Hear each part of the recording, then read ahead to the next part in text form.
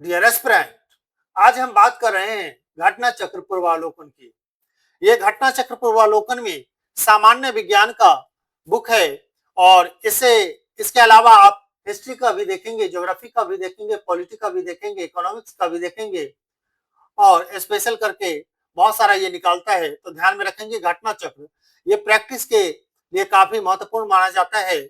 आप इससे previous year के क्वेश्चन को देखते हैं, उसका अवलोकन करते हैं और आने वाले एग्जाम के लिए तैयार होते हैं।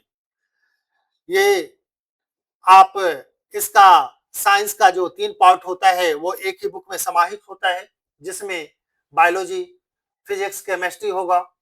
इस तीनों में आप बायोलॉजी वाले सेक्शन के लिए इसके साथ आप लूसेंट को ध्यान में रख सकते हैं। लूसेंट के अलावा आपने एनसीईआरटी का बुक कम से कम 9th और 10th का तो पढ़ा ही होगा। वैसे पढ़ने के लिए आप 6 से ही पढ़े, 7 से ही पढ़े तो चलेगा, है ना? लेकिन कम से कम 9th और 10th का जरूर पढ़ लें। पीसीएस लेवल तक के एग्जाम के लिए काफी पर्याप्त होता है। बस 3 बुक आप ध्यान में रखेंगे। एक घटना चक्र के लिए प्रैक्टिस के लिए लूसेंट को साथ में रखेंगे, है ना? आज जो 10 क्वेश्चन हम लाए हैं एक सीरीज में, उसमें आप देखेंगे लूसेंट के फर्स्ट सेकंड चैप्टर से ही बायोलॉजी के उससे क्वेश्चन काफी सारा पूछा गया है। पुराने से लेकर के नए तक सारे क्वेश्चनों का समावेशन है इसमें।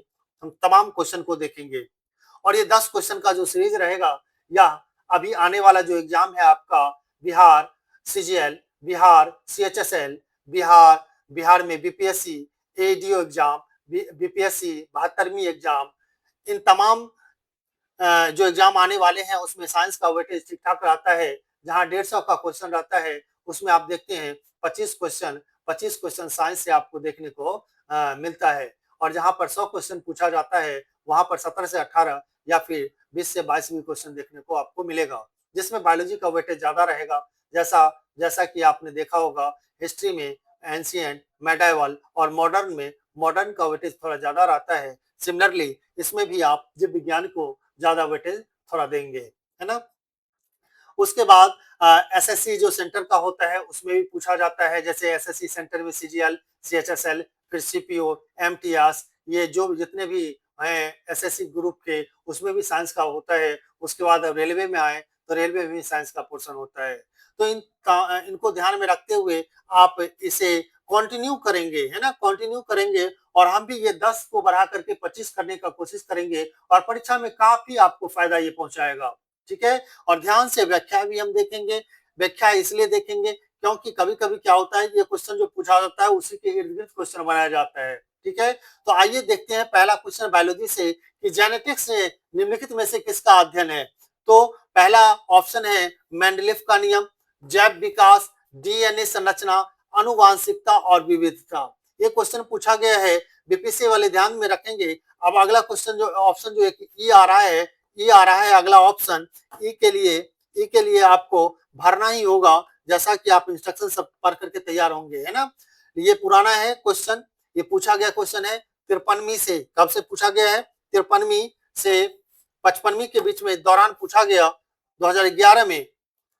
और ये इसका आपका आंसर क्या हो जाएगा? इसका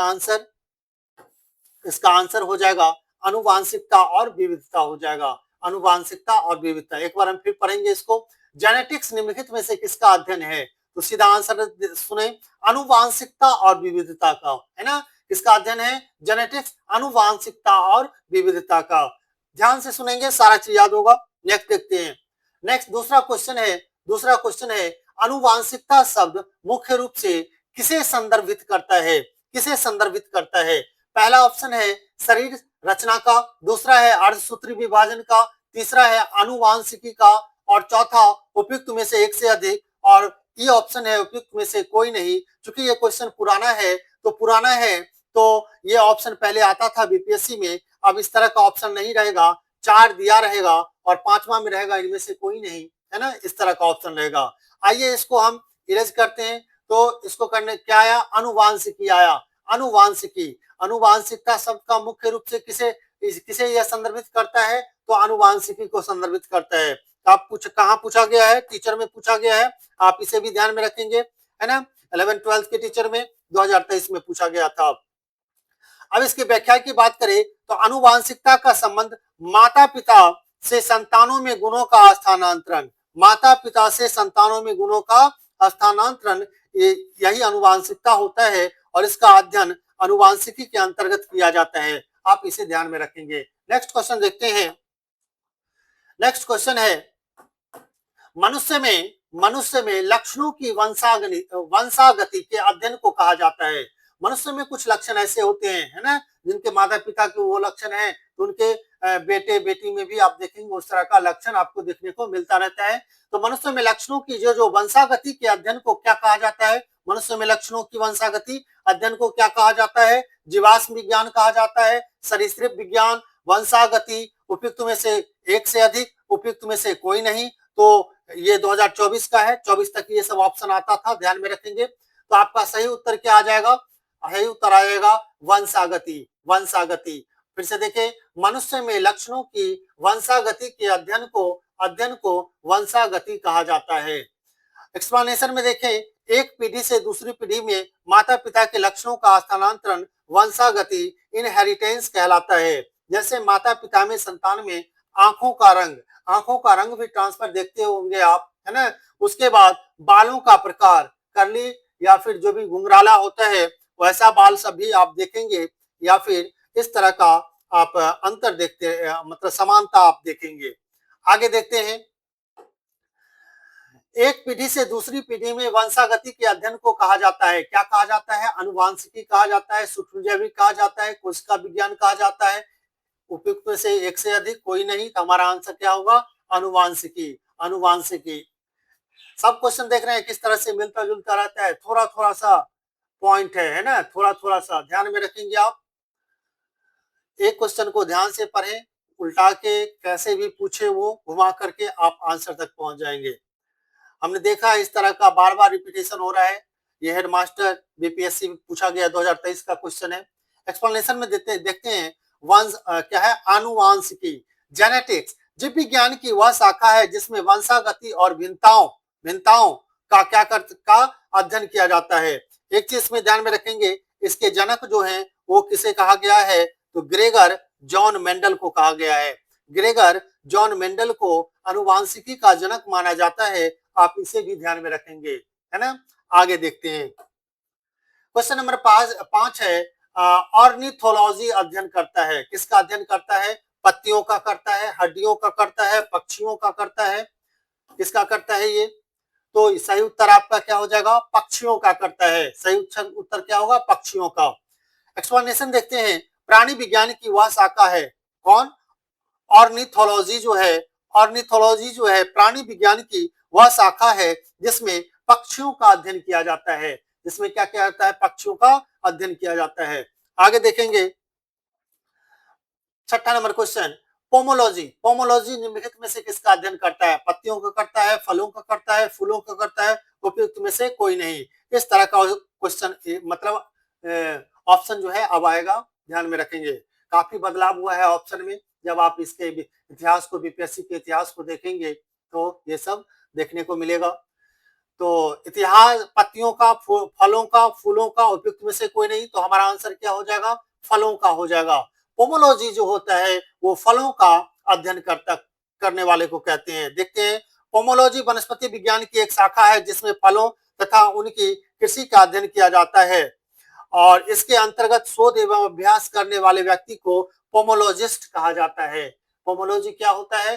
फलों का अध्ययन होता है, और इसका जो अध्ययन करता है, फलों का अध्ययन और फलों का जो अध्ययन करता है उसको क्या बोलते हैं? पोमोलॉजिस्ट बोलते हैं। ठीक है, फिर आगे देखते हैं। नेक्स्ट क्वेश्चन है, प्रकाश संश्लेषण के अध्ययन से संबंधित वनस्पति विज्ञान की शाखा है, कौन सा है? पादप वृद्धि है, पारिस्थितिकी है, पादप कार्यकी है, उपयुक्त में से एक से अधिक है, उपयुक्त में से कोई नहीं है। हमारा आंसर क्या आ जाएगा? पादप कार्यकी आ जाएगा। पादप कार्यकी आ जाएगा। एक्सप्लेनेशन देखते हैं, प्रकृति विज्ञान की वह शाखा जो पौधों के अध्ययन से संबंधित है उसे वनस्पति विज्ञान कहा जाता है। वनस्पति विज्ञान की वह शाखा जो प्रकाश संश्लेषण के कार्य का अध्ययन करती है वो क्या कहलाती है? पादप कार्यकारिकी कहलाती है। तो आप ध्यान में रखेंगे, फिर से क्वेश्चन समझे एक बार। प्रकाश संश्लेषण के अध्ययन से संबंधित वनस्पति विज्ञान की शाखा है, तो कौन सी शाखा है? पादप कार्यकी एक शाखा है। नेक्स्ट क्वेश्चन देखते हैं, हड्डियों की पढ़ाई विज्ञान की किस शाखा के अंतर्गत होती है। हड्डियों पर बहुत सारा कंफ्यूजन होता है, कभी कभी ज्वाइंट्स के अध्ययन वाले के बारे में पूछ देता है, कभी सिर्फ हड्डी के बारे में पूछ देता है, कभी रुधिर सीरम के बारे में पूछ देता है। तो ध्यान में रखेंगे यहाँ पर हड्डियों के पढ़ाई विज्ञान की किस शाखा के अंतर्गत होती है, तो यह आपका आंसर आ जाएगा ऑस्टियोलॉजी। ऑस्टियोलॉजी के अंतर्गत आता है। अब थोड़ा इसको व्याख्या के रूप में देखेंगे, काफी सीखने को मिलेगा यहाँ पर। ऑस्टियोलॉजी, ऑस्टियोलॉजी के अंतर्गत हमने क्या देखा, अस्थि मतलब बोन्स, है ना, हड्डियों की बात हो रही है, अध्ययन किया जाता है। जबकि ऑर्थोलॉजी, ऑर्थोलॉजी ध्यान में रखेंगे, ऑर्थोलॉजी, ऑर्थोलॉजी ये जो है इसमें जॉइंट्स की बात होती है, जॉइंट्स, है ना, बोन्स, बोन जॉइंट्स जो है उसकी बात हो रही है, बोन जॉइंट्स की बात हो रही है, उसका अध्ययन हम करते हैं ऑर्थोलॉजी में, ऑर्थोलॉजी के अंतर्गत अस्थि संधियों को। फिर आगे देखते हैं ओरोपोलॉजी, ओरोपोलॉजी, ओरोपोलॉजी के अंतर्गत हम पर्वतों का अध्ययन करते हैं, पर्वतों का अध्ययन करते हैं, ओरोपोलॉजी। ये सारा आप ध्यान में रखेंगे, एक ही प्रश्न से कई सारे प्रश्न तैयार हो रहे हैं। उसके बाद हम देखेंगे सेरोलॉजी के बारे में। तो हमने क्या देखा, ऑस्टियोलॉजी के अंतर्गत हड्डी वाला, ओरोपोलॉजी का क्या हो जाएगा, हड्डी की पढ़ाई और विज्ञान वाला, ओरोपोलॉजी में क्या हो गया, पर्वत वाला, जियोलॉजी और सेरोलॉजी।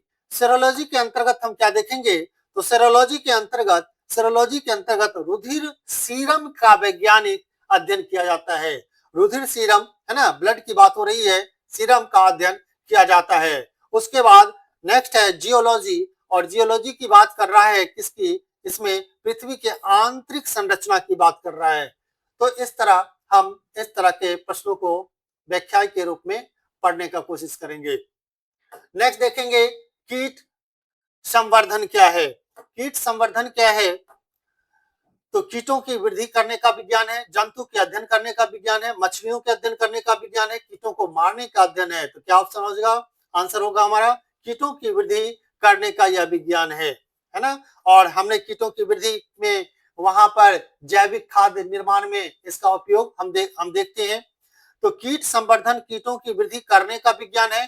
कीटों के अंतर्गत 3 जोड़ी पैर वाले ऑर्थोपोडा संघ के जंतु आते हैं। इसमें केचुआ, केचुआ आता है, ये कृषकों का क्या कहा जाता है, मित्र कहा जाता है, और भूमि की आंत कही जाती है। आप इसे भी ध्यान में रखेंगे, भूमि का आंत ये कहा जाता है।